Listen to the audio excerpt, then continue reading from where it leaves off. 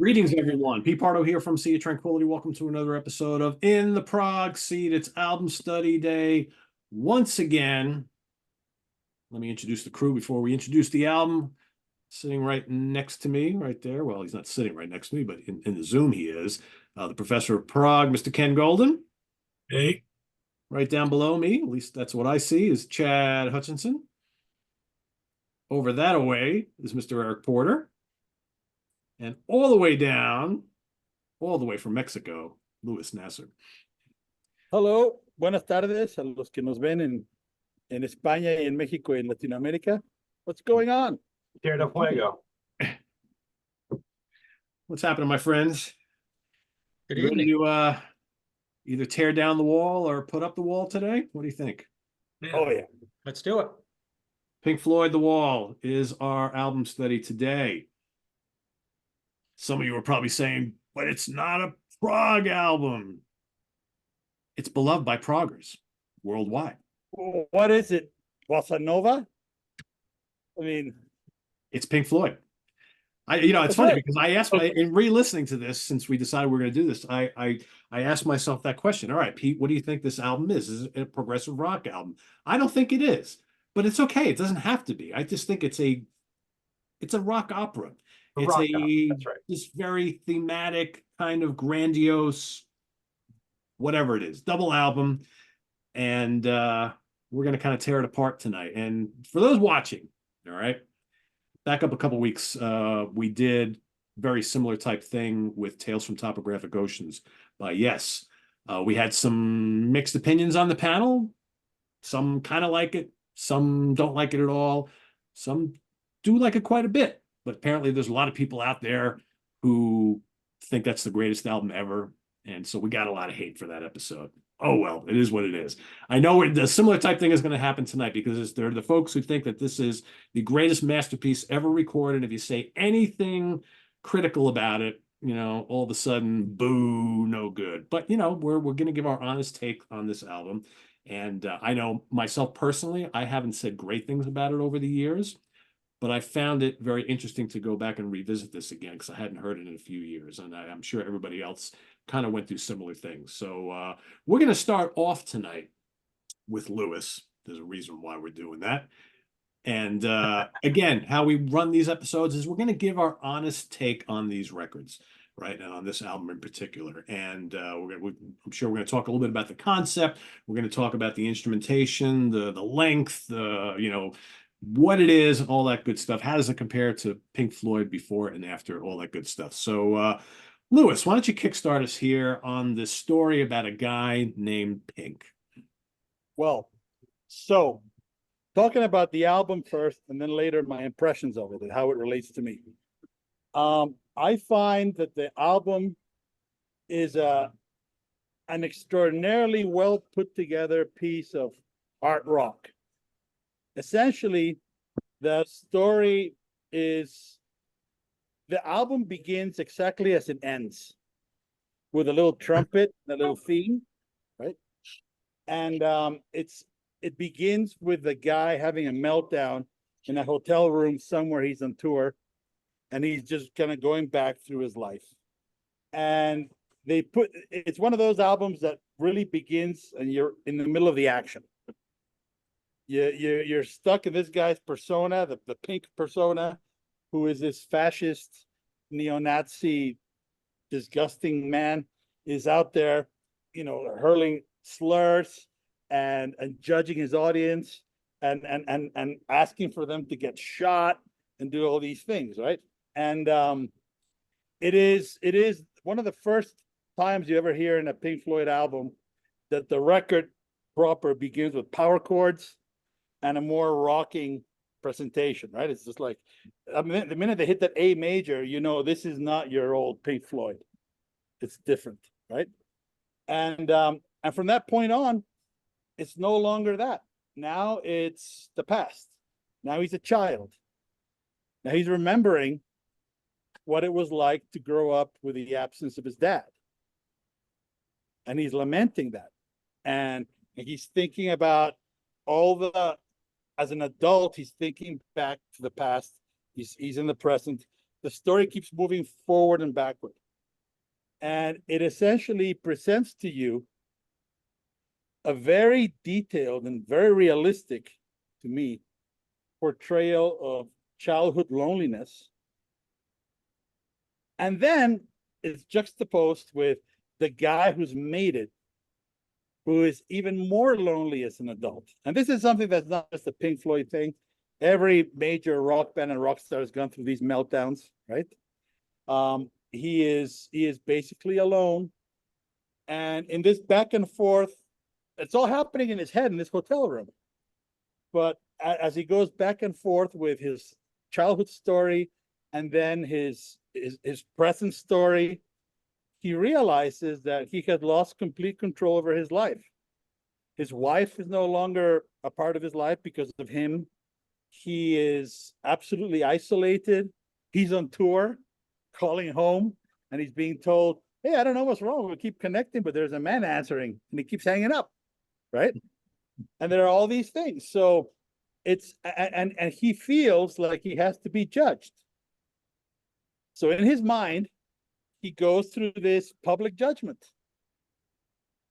But there is no resolution to the story. There are all the instances of child abuse that he experienced in school, growing up in England in the 50s, I guess, right?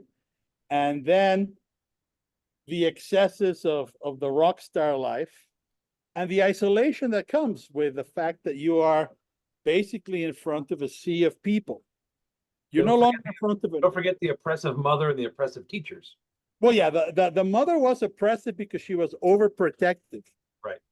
The teachers from school, and this is where the story ties up to me. This is something I've never mentioned in the on the Prog Seat, but I went to a British school in Mexico as a kid.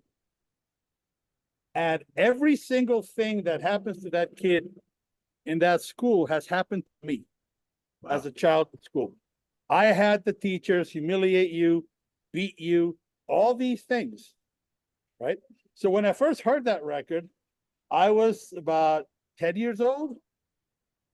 And it was incredible because suddenly, now my father died when I was 8. So I had that absence. I'm listening to this guy's story of what happened in school. That was my fucking story.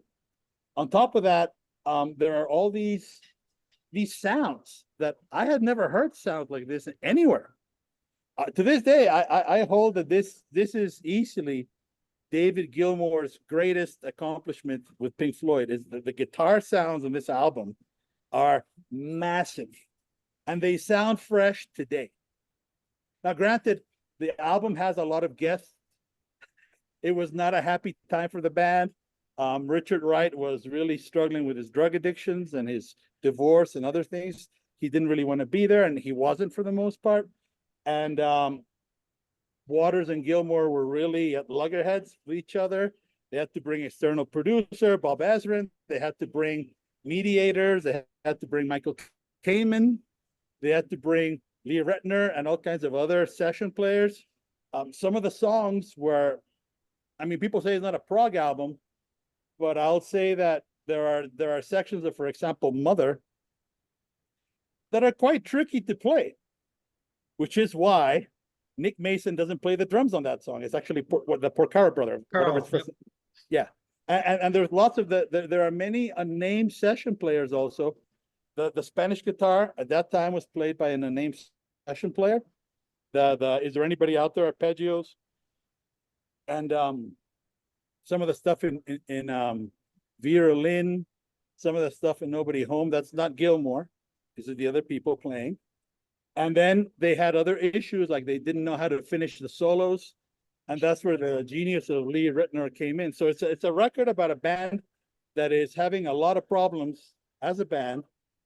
And it's a record about a guy, Roger Waters, who is having a lot of trouble with life.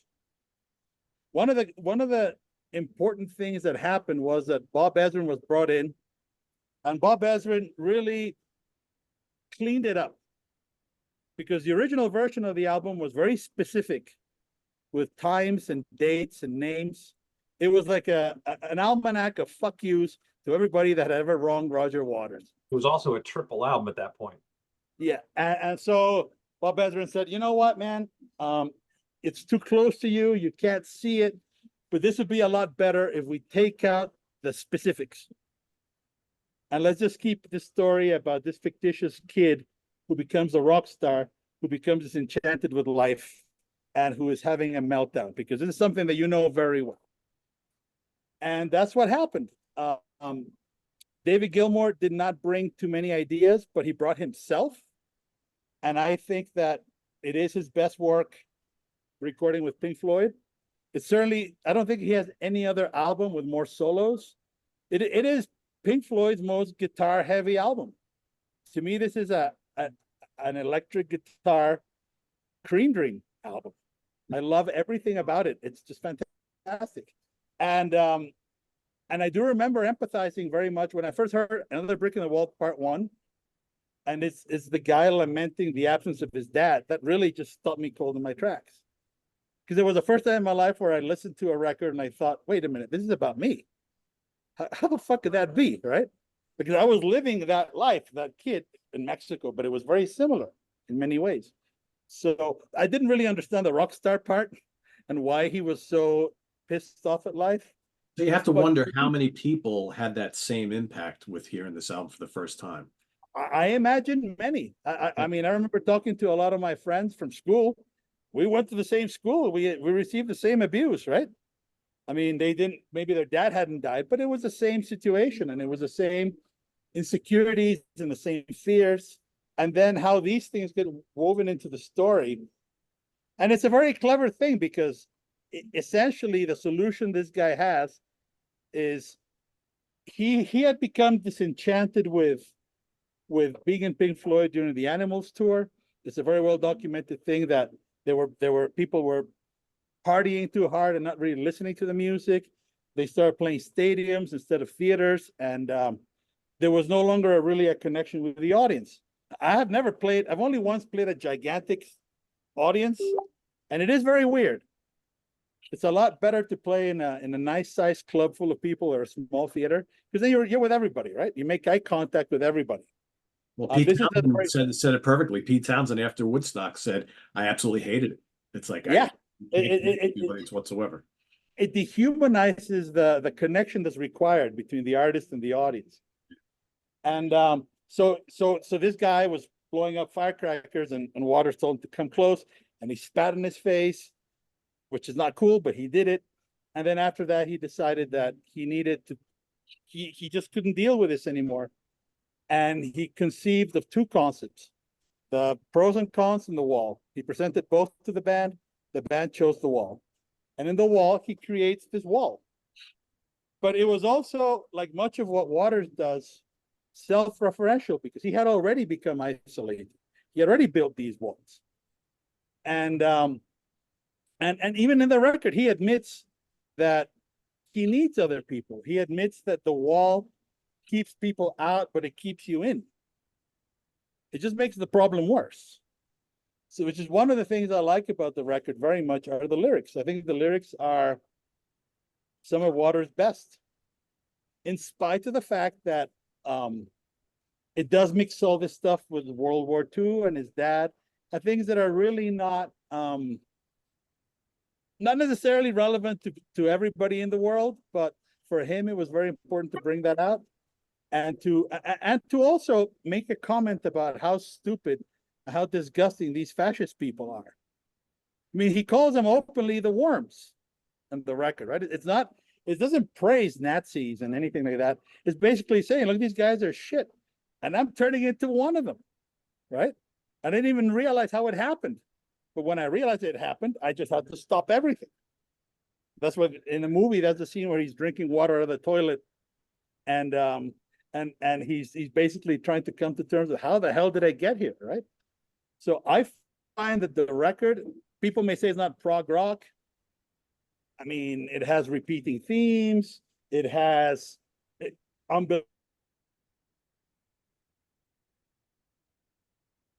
set rock.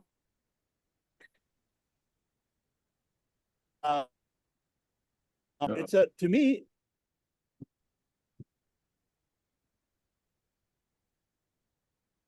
All right, Lewis is frozen. Uh-oh. We should fuck with him and all like freeze. All right, we'll circle back to him. Chad, your take on The Wall. Well, it's funny. He was just out saying, trying to explain how it might be progressive rock. I agree with you, Pete. I would not call it a prog rock album. You know, it's a rock opera. It's more based in rock than it is progressive rock. It doesn't have much in common with the classic Pink Floyd from the previous few albums. There's not a lot of that space in there that you know from Pink Floyd, or the longer tracks. They're shorter songs. They get to the point. Some of them aren't as interesting as others. I mean, if you have an album this long, not everything's going to be a gangbuster. We all know the hits. I will say I was surprised when going back and listening to it. I enjoyed it more than I thought I would. I've had, if someone asked me off the street, "Oh, what do you think of The Wall?" I probably wouldn't have been as nice to it as I am today after listening to it. I think I listened to it 3 times, and I think I listened to the live album today once. I did try to get through the movie last night, and I was too tired. Didn't happen. That's tough, a tough watch when you're tired. I agree with Louise. At times it's a little Roger specific with the World War II stuff. I mean, he did have to set up like how he lost his father, not just, hey, I have no dad. So there's set up there, and he's honest, obviously has a lot of history with that. I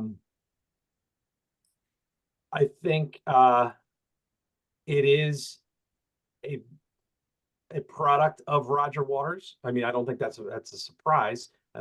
We all know that Roger pretty much wrote just about everything, sans 3 or 4 songs that were co-written.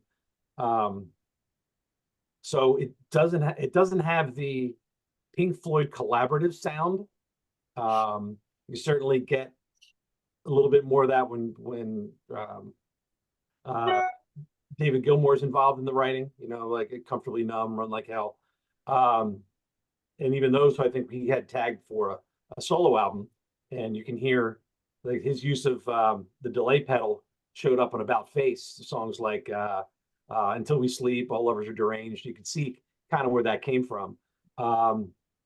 But it's really a solid album. The concept's great. The whole idea of building a wall off of all these terrible things that happen to you, you put them up in different places. The next thing you know, you can build, this metaphorical wall. Musically, I don't love the whole thing. I can listen to the whole thing. There are parts that I'm not as enamored with. Things like One of My Turns, Don't Leave Me Now, Bira, Bring the Boys Back Home. Okay, they're okay musically. They tell part of the story. I wouldn't get rid of them because they complete the story. Vera is not a great song, and it might be kind of weird that he's going back and thinking about his girlfriend he had, but that's another wall. That's another piece of the wall that he put up because of her. He's got the teachers, he's got his wife, he's got his mother, he's got the isolation because his father died, he's got the ex-girlfriend. These are all parts of the wall. So it's important in that respect. I will say the second half of the album I don't find as interesting. I think the first half's great. You've got the highs of Hey You, Comfortably Numb, and Run Like Hell. There's bits in there that are cool. There's bits in there that are, they connect the pieces. The Trial, I feel, is sort of like the climax of the whole thing, and it goes stylistically in a whole different way. It's all orchestral, and I think Michael Kamen co-wrote that piece. It's very orchestral. It's about as far away from the sound of the rest of the album as possible. Maybe that's their way of setting up the climax, but I think it would have made much more of an impact if it was rock oriented instead of orchestrally oriented. I feel like after Run Like Hell, it sort of fizzles a little bit musically. I don't get that big that big denouement out of it musically. Lyrically, it's a little weird in the trial, especially if you're watching the movie with the animations. But it makes sense. Again, the storyline's pretty solid throughout the whole thing. So as a whole, I think it's a very good album. You can't really go through and nitpick the thing too much. There's always on something of this scale, and if it's a rock opera and you're putting pieces together, not every little bridge between point A and point B is going to be spectacular, and that's okay. But there are so many really great parts of this album, and the story and concept and the metaphors are so strong that it's got to be called a classic. So there's my take.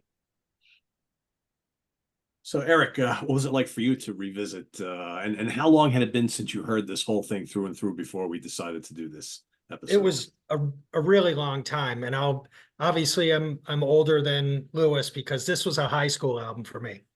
So,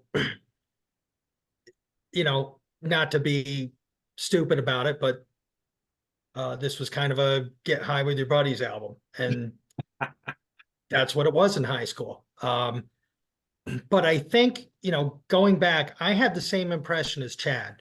When we discussed doing this, I was like, oh boy, I gotta go. And you know what? I came out like, okay. I think, and I said this on the previous episode about some other things we were talking about. I feel like the songs that came out of this that were played on the radio, and again, I know radio is not important to most of us who watch this or listen. The best songs were heard on the radio. Mother's great, Comfortably Numb, Hey You. This got massive airplay, right? And not just 2 or 3 songs. They played 5 or 6 songs from this and still do. The guitar, like Louis said, fantastic. It's hard to imagine him being so disconnected from this project and what he did when he was called in to do his thing. Gilmore, I sorry to interrupt you, Eric, but I have read some interviews while the last few weeks that apparently that David Gilmour enjoyed making The Wall. It seemed like later on is where more of the strife happened, like when they were making the movie and they're talking. I was going to say that, Chad. Maybe now that you read stuff and he's kind of a bit disparaging about it, but maybe that's more due to their relationship that went south. But maybe that's true at the time. Maybe he was more, or maybe it's a nice thing to say, come in and do this. He didn't have to do a lot of thinking, right? Come in and play. Okay. Yeah, he was the musical director for the live show. Yeah. It sounded to me, from what I read, it sounded like he enjoyed making the album. I would interject. I disagree. I think that Gilmour really was involved in The Wall, and he's really proud of it. He's never denied it. I think that when they really had the rift was the final cut. Well, even before that, I read that it was during the making of the film is where things started to shatter. And obviously the final cut. During the film, also Roger Waters and Alan Parker were having all kinds of trouble. Yeah, right. So it was just a contentious time for sure. But I think that the best example of the awesome synergy that exists between Gilmour and Waters is The Wall. Because that is basically the heart and the brain of Pink Floyd working together. Full blast. The other records are great, but they had more Richard Wright, which was an essential ingredient. They had a different dynamic. This is really, I mean, the organ, what organ, right? It's anybody who played those keys. And in fact, I think probably lots of people did. It's more a question. This is a guitar album. This is a vocal album, and this is a Waters Gilmour. In a way, this is kind of similar to what happened with Tales, right? The other thing was a Hal Anderson baby, right? This is a Waters Gilmour baby, and it's fantastic. I mean, I've read so many different ways how they would restring the guitars to play some of these songs and to get all those harmonics. I remember trying to learn these songs, and they were impossible. Some of them, like Hey You or Comfortably Numb, they're just, the rhythm guitars are difficult. And all of a sudden you realize, oh, if you just restring them and you put high-pitched strings in the low-pitched sections, then all the chords are like one finger, no finger, and everything is ringing beautifully, right? So all these things, I mean, if you're a guitar guy, The Wall is gonna be your Pink Floyd album, the way that I see it. It's got the best guitars. All right, sorry, Eric. No, you're fine, because I love the stuff that he does on here. And I think I did want to say one thing, Chad. I do agree with you that all of the things that are mixed in are essential to telling the concept. Do I care to listen to them all? Not always. Okay. If you're in the mood and you like, I listened to this all the way through twice, and then I was kind of back and forth with it. It works, but I don't always want to sit through everything.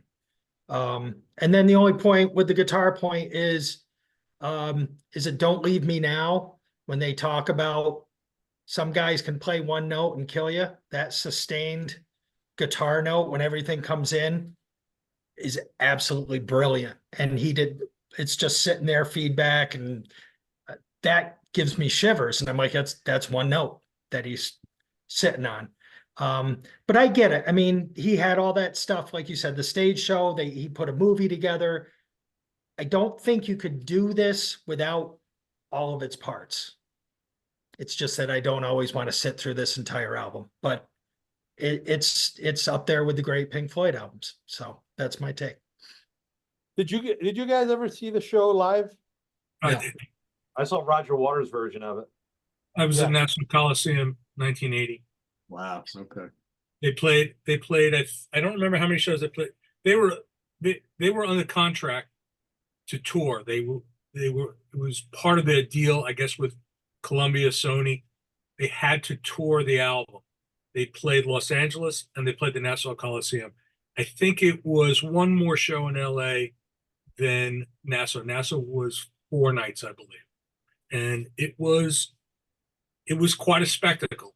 And then in 81, I know they played Dortmund, Germany, and they played London, and they may have played another set of shows. I'm not sure where. That's the one.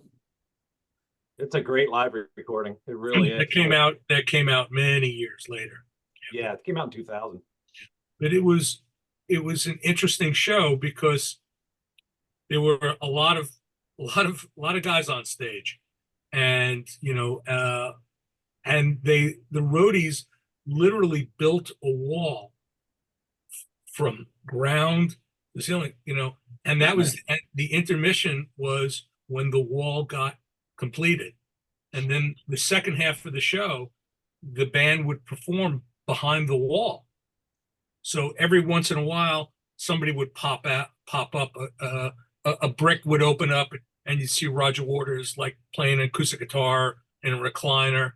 Of course, during Comfortably Numb, Gilmore was on top of the wall, and we all shot our load when that happened. I mean, that was, it was fucking incredible, and it was an incredible show. The biggest disappointment was it was all so overwhelming, but at the end of the show, you kind of wanted them to come out and play one old tune, give me an encore, give me something, give me money, anything, I don't care. And they didn't. They just played The Wall, and that was it. So it was a little bit of an anti-climax because, of course, The Wall came crashing down, and Well, that was it. The cleanup was 3 hours. yeah, I mean, well, and then what happened was then they all the wall collapsed, and then they all come marching out in a line, and they do what was I forget what the Outside the last wall. Outside the wall. outside the wall. That was, and that's how it ended. And it was a spectacle. It was but every Pink Floyd show was a spectacle. So I Ken, saw the so Roger Waters version. It was fantastic. that's what most people say. Yeah, I haven't seen it. He repostulated. He made it more modern. He made the walls be about more than just himself in the show. And I thought it was absolutely amazing the way he did it. And with the new technology, he could do things visually that couldn't be done in the early 80s, right?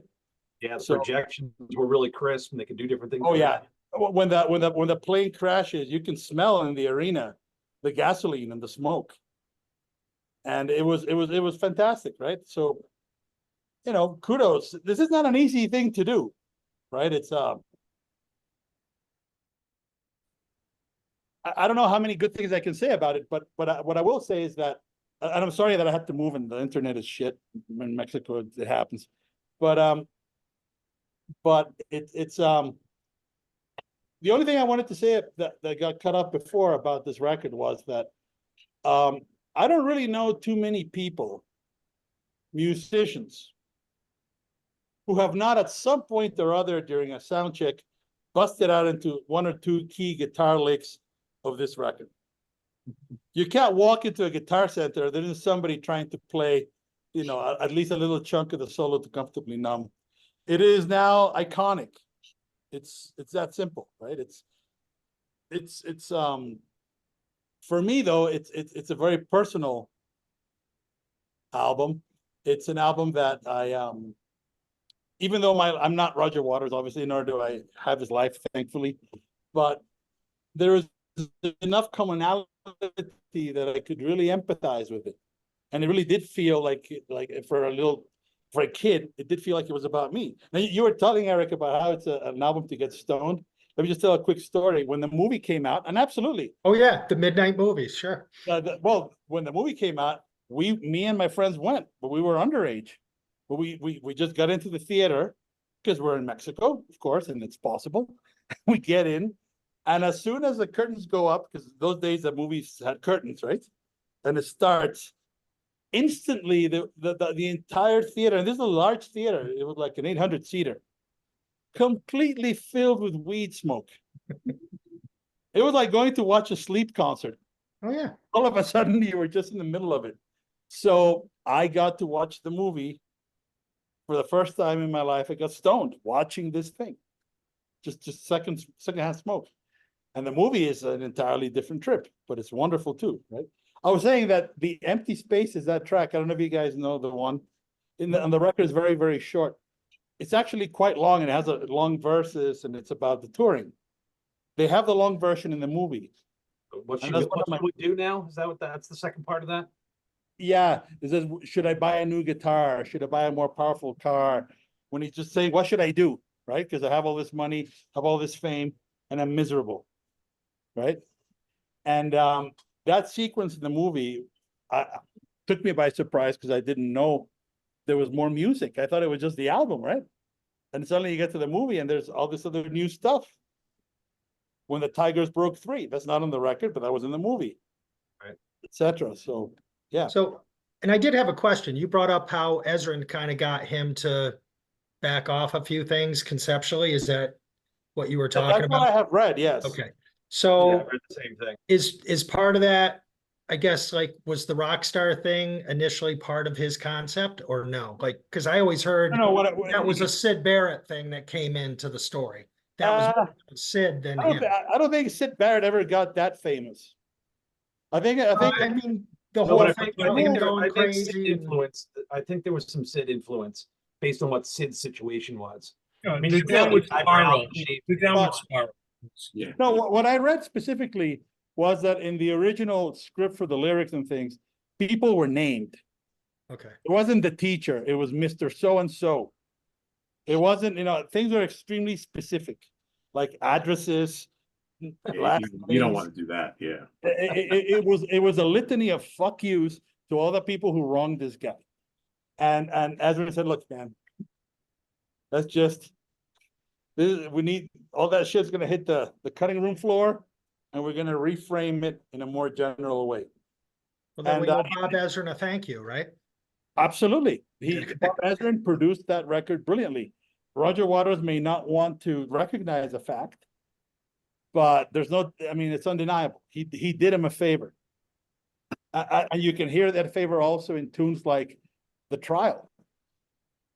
That was a very rough sketch if you hear the original Roger Waters demo and what you get on the record. That is Bob Ezrin and Michael Kamen and other people just doing cool shit. Right? So yeah, he earned it. Whatever they paid him, he more than earned it. That's for sure, in my opinion. So Ken, as someone who got to see the original tour back in 1980, how did you feel about the album before you saw the show? and after, and immediately after, and how do you resonate with the album all these years later? It's interesting.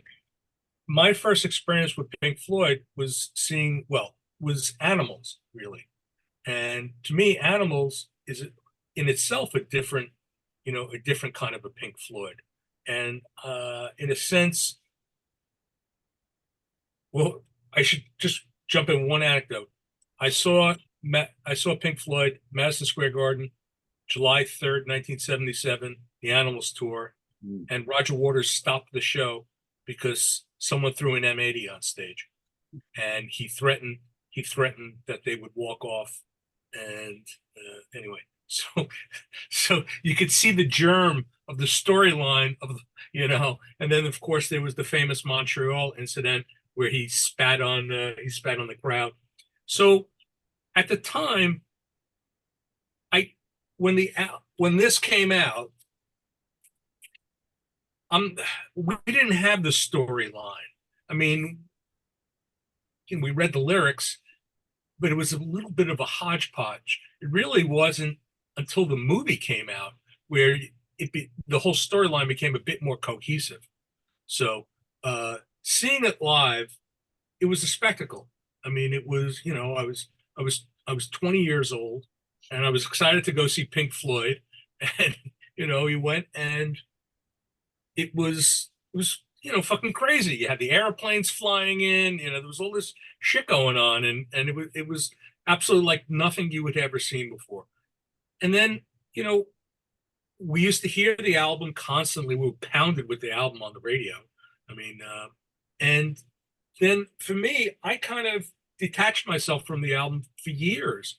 I mean, I guess I like the album. I have 3 versions of it. So, so got the original US pressing cut by Doug Sachs at the mastering lab. Very good. I've got the British one, which I actually like better than the fabled first British pressing, which people love. I like the British one just a hair better, but the Japanese one, fantastic. So I kind of detached myself from the album. It was never like a Pink Floyd album that I would ever reach for. It became an album when I wanted to demo my system. I'll never forget when I went to demo speakers sometime in the early 80s. I went to Audio Breakthroughs in Manhasset, and and the dealer put on, he put on The Wall, and I'm hearing like helicopters and shit, and it was like, it was a mind fuck, But it's not an album that I casually listened to.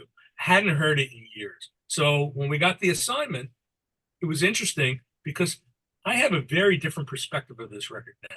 I still like it a lot. It's not a Pink Floyd album. And you could call it a Pink Floyd album if you want. It's a Roger Waters solo album. In any way, shape, or form, that's what it is. It's a fine album. It's a great record. Is it a prog rock album? It is in the sense that it's a concept work. It's this, you want to call it art rock, that's fine. Prog rock, not in the traditional sense, but only in the sense that, again, as I said, it's this large scale conceptual work, that probably works better than Tales did for Yes, right? But this is Roger's child. He came up with the story. It's very personal. It incorporates Syd Barrett. The other guys in the band clearly were on board.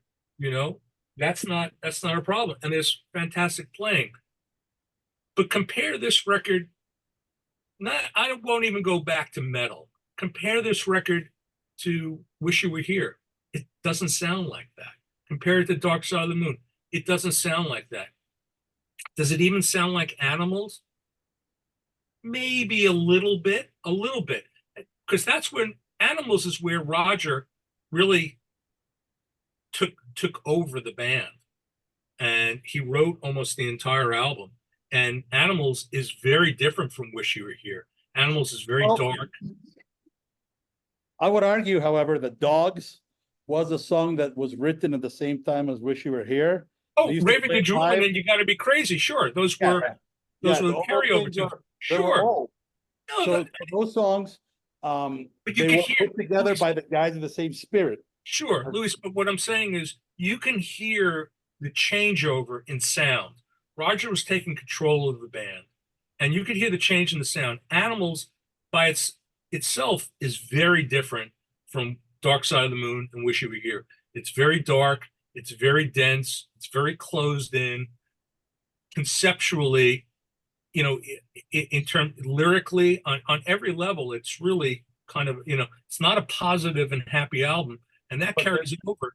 But there's still a lot of space in an expanded instrumental, Yes, which you The don't Wall get almost any, gets rid of. right, and you don't get any of that on The Wall. You get great playing, but then also you have them bringing in Bob Ezrin, Michael Kamen, and orchestra.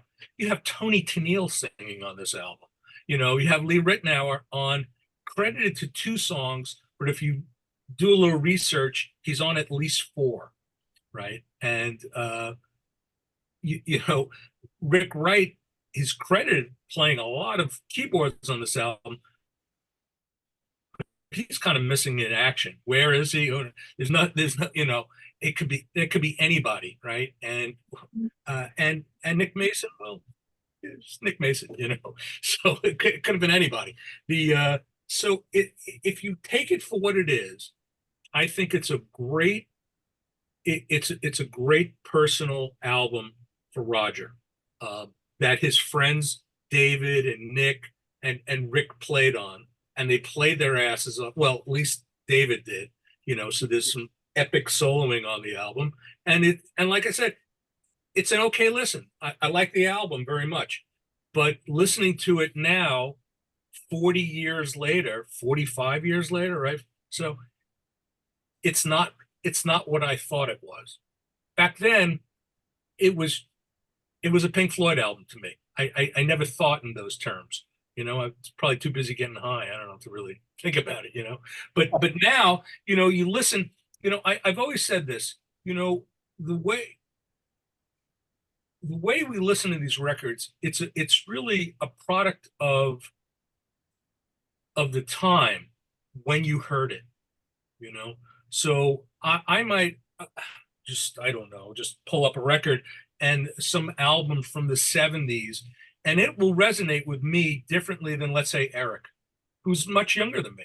So you have to when you're listening to a piece of music, you have to put it in perspective. As I said, I listened to The Wall with 20-year-old ears, so it was a little different for me. So fine record, not really a Pink Floyd album.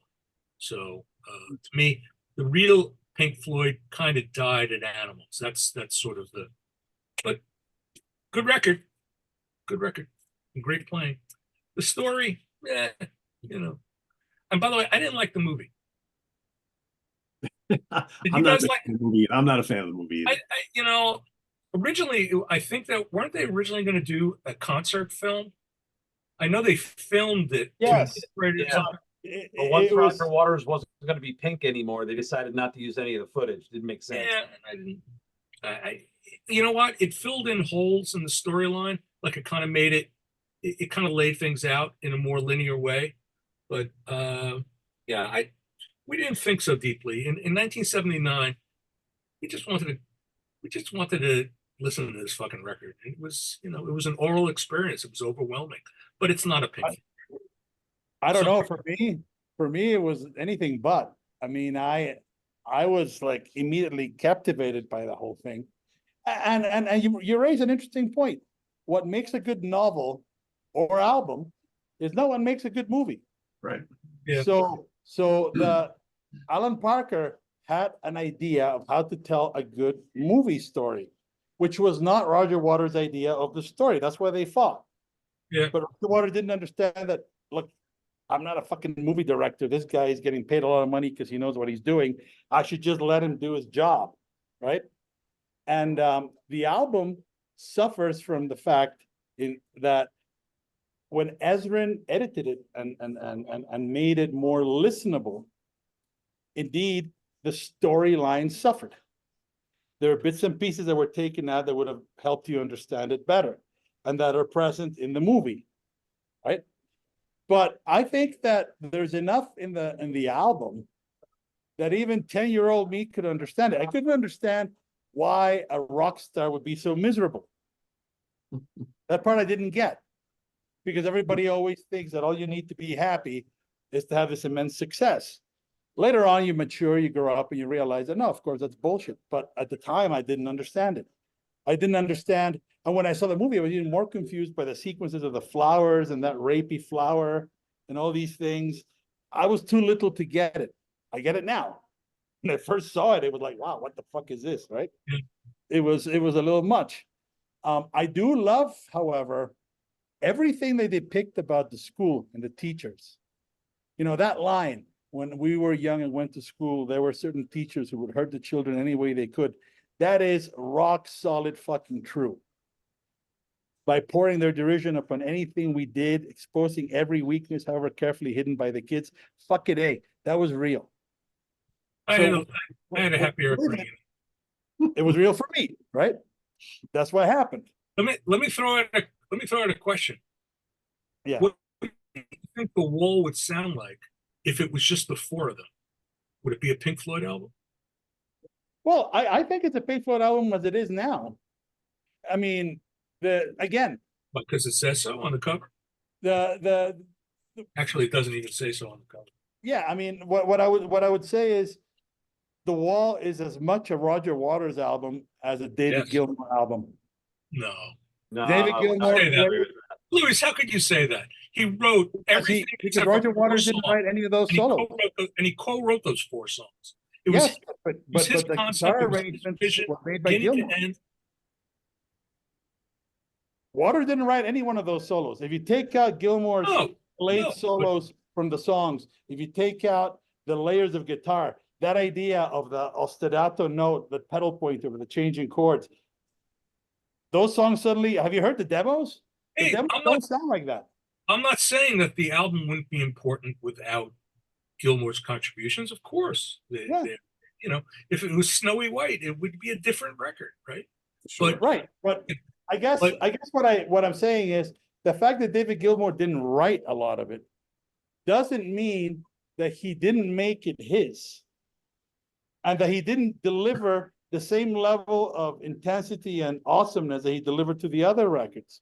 you Yeah. think, in your mind, you think that this is as much a David Gilmour album as a I think Roger- that if you put any other guitar player on this record, it sucks. That's what I think. Yeah, okay. Well, David the Gilmour's writing- great. the Therefore, writing I on would this- say, yeah, I mean, Gilmour needs to get credit for this record. He really does. Yeah. The writing style on I don't this is think so anybody did that. different than like Animals.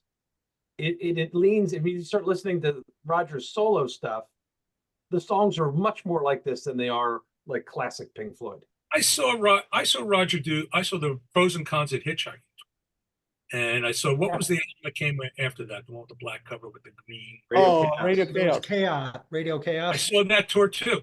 Those records owe a lot to The Wall versus you work your way backwards. You don't Exactly. see the continuity, but if you go forwards from The Wall, that piece of shit, the final cut, and then you keep going after that, you can hear the continuity.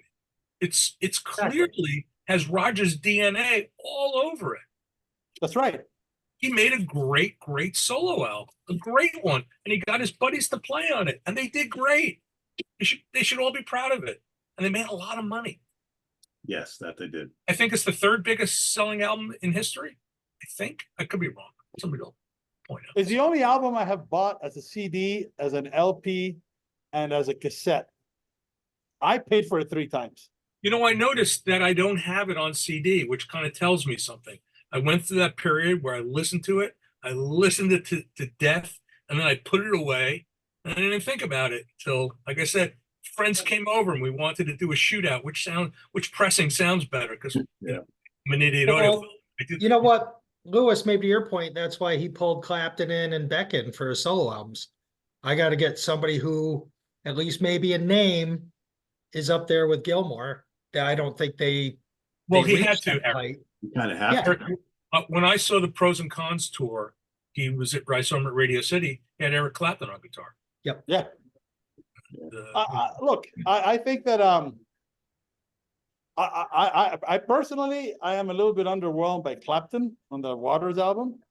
I think Jeff Beck is it's a whole another trip. That record yeah. is a masterpiece. No, he does a Now, great job, but that, to your point of Gilmore and The Wall, I think that when his solo career hit that might have been the first thing in his head. I don't have Dave anymore. I gotta get, big hitter in here. but you know what happens? I think I've always had this idea. Maybe I'm wrong, but I think that when Waters would listen to Gilmore, even if they fought, but when he would listen to him, the end result was always better. Yep, I would, and that's probably the case with a lot of bands. When he decided, okay, I don't need to listen to anybody, right? That then, that happens to anybody. If you surround yourself with yes men, well, all the fuckeries and all the stupidities we all have, they float to the surface, right? And Amused to Death is an exception because it had such great music, and Jeff Beck is just such a phenomenal freak, was such a phenomenal freak of nature that he just delivered. But Eric Clapton couldn't really deliver on Pros and Cons, and I'm not saying it's a bad record, but you can tell that it's not really. You can tell he's not comfortable. Clapton is not comfortable playing on that record. On every video that I've seen of those shows, he wasn't comfortable on stage either. Well, it wasn't his album. I mean, it was Roger's album. He was brought in, But also, he's a sideman. Yeah. He was expected to play the solos as recorded. How do you tell Eric Clapton that? Worse, when he played live, he had to do Gilmore's. He had to play Gilmore's parts.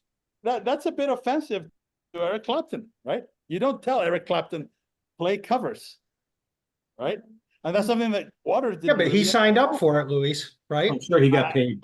But all I'm saying is he signed up for it, but we can hear the lack of enthusiasm as a result. It was a check. And when you have a drug habit, you take the money. All I'm saying is that it's not Clapton's best work. No. Yeah. And you can tell, right? Whereas I don't think anybody can say that Jeff Beck didn't do some great shit with Roger Waters. It's an amazing fucking guitar album in its own right. That's all I'm saying. Yeah. It was not Derek and the Dominoes. No. So I, to kind of take us out, I have a interesting relationship with this album. So I, like everybody else, I bought this when it first came out, and I enjoyed it quite a bit. Then I saw the film, and I honestly hated the film. I saw it when it first opened up. I absolutely hated it. And that kind of at the time I was already moving into other things musically, and I kind of forgot about The Wall for a while. And then, when the CD age came in the late 80s, early 90s, I went and bought it on CD and, reintroduced myself to it. But I found that, like Eric hinted at earlier, the songs that were played on the radio all the time, even to this day, I still feel are the best songs on this album. And most of them are pretty immense. They were popular and beloved for a reason. And it's really interesting over the last couple of weeks, like re-listening to this from start to finish again a few times for the first time in a long time. I've kind of shit on this album a lot over the years, and I've called this one of the most underrated or overrated albums that people love, that I like but never kind of thought of that way. In revisiting, I think I can appreciate this album more today than I have in a long time. I think the storyline is really cool. I think when you look at like these grandiose concept records, whether it be prog rock or not, like Tommy and The Wall and Quadrophenia and all the other ones, all the other great ones, I think they all have their moments of, I don't want to call it filler, but you have these bridge pieces that tell the full story. So you can't really take them out because they belong there and they help everything kind of move along. But I don't remember if it was Eric or Chad said, I have a hard time listening to it all and enjoying it all as the whole 80-minute piece as it is. Because there are certain sections that I totally get need to be there. I just don't enjoy them all that well. So after kind of revisiting a couple of times over the last few weeks, I find that this is 80 minutes long. I find this is a fantastic 60 minutes here that I really like a lot. The other 20, I know it needs to be there. I just don't enjoy it all that much. But that's a me thing, right? And I have a similar thing with a lot of longer, big epic work albums. It's not just this one, like I love Tommy to death, but are there a few little sections in Tommy that maybe I don't enjoy as much as the rest of it? Yeah, absolutely. We talked about Lamb Lies Down on Broadway recently, right? We all admitted we love that album, but there are little pieces that maybe we don't like as much as the rest of it. So here, I went like really kind of today, just like analyzing like side to side to side throughout the four sides of this record. And I think that I think Chad mentioned it. I find that the end of the album is pretty anticlimactic. It's like, Trial. yeah, I wanted this, like I've always wanted this big, and I never really realized it till like today, how much the album kind of ends on a whimper. And you almost want it to be like, because it starts off fucking great. I mean, God, the first side is just, In the Flesh, Thin Ice, Another Brick in the Wall, 1 and 2, and Mother. Doesn't get much better than that. And then you have like moments of brilliance throughout this album. I mean, we could sit and pick apart all the songs and everything like that. But I find that myself, I tend to wander a little bit during these little 1.5, 2-minute bridge pieces that again are telling the story, but I'm like wanting a little bit more. So in saying that, I love the production.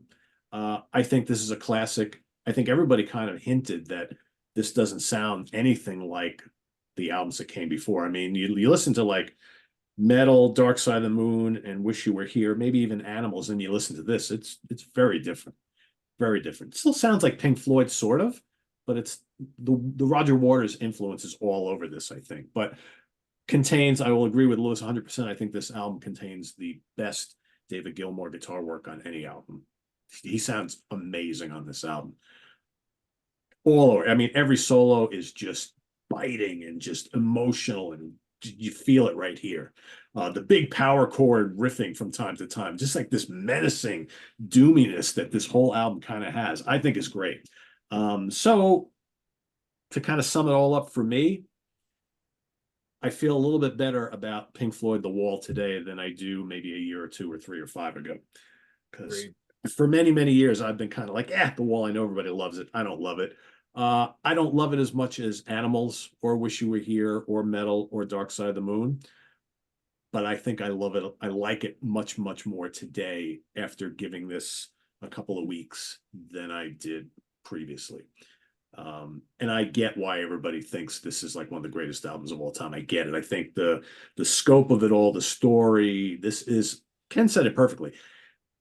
You saw it live. It was an event. Even on album, this is a big, grandiose thing. It's like a story, rock opera, whatever you want to call it. I mean, this is immense when you look at production values and songwriting craft and everything like that. But at 80 minutes, it pushes my patience a little bit at times, but I still think there's enough great stuff on here. So yeah, that's my take on The Wall today. To make a comment about what you said, which I think is interesting, I completely agree. Side 1 is a juggernaut, right? Oh, yeah. It just takes your head off. And then the ending of the record is kind of, well, everybody forgets that side 1 starts with a little right? And then it just kind of hits you in the nuts. But then the side 4 just kind of takes you down this musical path to that point. And what I always thought was interesting about that, and maybe that doesn't make for good listening, okay? But I'm just saying as an idea, is that most of us, I think, like to think of ourselves as being more heroic and less shitty than we really are in some way. And the conclusion of the trial is precisely this guy is looking at himself naked. And he realizes, I fucked up. This guy who's been on stage as rockstar, he's just a character. He's like a Muppet. It's a mask that I wear. But who I am is this broken man with a lot of fears, who has hurt people that he loved, who has never really dealt with his loss, and who is very frail. And that's why I think the music takes it to that point. So again, I'm not defending it because we all hear things differently. And yes, if you just want that level of adrenaline, it doesn't deliver it. That's undeniable. But as a story, I think there's a coherence to the music with the story that is lacking in some of the other concept albums we've talked about. It really does take that emotional journey of the main character very seriously. To me, although the ending is not as explosive, I mean, the Who never wrote a bad rock opera ending. They were always epic, right? See Me, Feel Me, Love Reign Over Me, just fucking perfection, right? It's almost like they built up to the end. Right. This is not that. This is anticlimactic because it's like life. It's like, that's why the rest of the planet likes to watch soccer, because most games end 0-0. It's a fucking draw. There's no winner. It's kind of just, it's an acknowledgement to that fact. And I like it for that reason. It's again, it's a very personal thing, but I do like that it ends that way, and that it puts you back at the beginning, right? The fact there is no answer, because they're gonna have to do this again, and I haven't found the answer. Isn't this where we start? Yeah. I think we've gotten spoiled by some of these concept albums over the years that do end with a bang. I was just thinking like Operation Mindcrime by Queensryche, right? Scenes from a Memory by Dream Theater. A lot of these albums, just that climax is what you look forward to, and it never fails to deliver. And then this is very different. But I guess in a weird way, that's cool, right? Because it makes it different than all the other ones. Yeah, you're not going to talk me into it. I want a big ending on this one. Yeah, no, undeniable, right? I mean, I'm just saying this is my take on it. I like it for that reason, but I can totally see why maybe another thing would have been better, more enjoyable. Sure, right? Yep. Yeah. So there you have it, everybody. Our take. That actually might be one of the parts. I'm sorry. That might be one of the parts of the film that works better visually than on the album, because you have all that crazy animation with the judge and all of just all the weirdness. Yeah. And it is a big visual spectacle, even though musically it's not giving you that massive payoff. Yeah, for sure. I mean, think about also what happened in that movie and how that would never happen today. The judge, his chin are testicles and his mouth is an anus. Yeah. He's pressing around and his cheeks are his ass cheeks. I mean, that's what you're looking at, right? A gigantic guy talking out of his ass. Yeah, right there. Yep. Right? I mean, it's quite incredible that they got away with it, right? Yeah. The Gerard Scarfe, I don't know how you pronounce it. People can correct me. But I think he did a masterful work with all these pictures and all this. It's amazing, right? To me, at least. I can empathize with a little bit with all the guys that gave me shit about Tales, because they listened to it when they were 15, right? And they grew up with it. That's what happened to me with this. Yep. Like I said, I was younger, but I grew up with it. Every single fucking note in this record is tattooed in my brain. And therefore my connection with it is more emotional. It's really a part of the soundtrack of my life. Whereas I get the Tales, I have no connection with it whatsoever, and now I'm just listening to it very, as a 55-year-old man, right? And I'm thinking, well, these guys have done so much better work. What the fuck is this? Right? This is what I'm thinking. I have no connection to the past. I don't feel like I have to respect it, because I respect them beyond question. And I'm just thinking, this is not your best work, guys. Don't give me any shit. That's all, right? This is what I've been saying all along. You have to listen to these records within the context of, your age and when you first discovered it. And, that's an important part of it. I mean, that's what, going back to like when I was talking, I hate to go back to this, but when we were talking about brain salad surgery, and I was talking about, the technology that was involved in the making of that album, and the sounds that band was creating in 1973 were unlike any other band. And now you listen to it and you go back. I think somebody commented, it's very dated. I hate this, I hate that. Yeah, sure. You listen to it. Hey. You have sampling you have sampling synthesizers now and stuff. Compare that to what a Mini Moog sounded like, in 1972. So Yeah. it's all context. It's all context. Yep, for sure. For sure. All right. All right, everybody. For those watching, you've heard our take on this album. Let us know what you think of The Wall down below, down in the comments section. And we'll see you back here in 2 weeks here on In the Prog Seat. I think are we doing another album war thing next time? I think we are, right? We're doing the 4 heavy hitters again. I think we haven't picked them out yet, but I think that's what's lined up. So since the last episode did so well, we're going to go back to the well once again. So till then. It's gonna do well. People are gonna weigh in. Oh, this one? Yeah, for sure. Yeah, for sure. Yeah, I mean, this is a beloved album. I mean, that's why we picked Yeah. it. It's beloved, it's controversial. Yeah, so, well, yeah, for sure. So visit us on the web at www.seatranquility.org. We're on Facebook, we're on YouTube all together, all the All the damn damn time. time. Please subscribe if you haven't already and click on that notification bell to get alerted of all of our content as a post. And please hit that like button before you leave. We'll see you next time here in 2 weeks on In the Prog Seat. For Louis Nasser, Eric Porter, Chad Hutchinson, and Ken Golden, I am Pete Bardo. Thanks for watching, everybody. Have a good rest of the week. Take care. Awesome.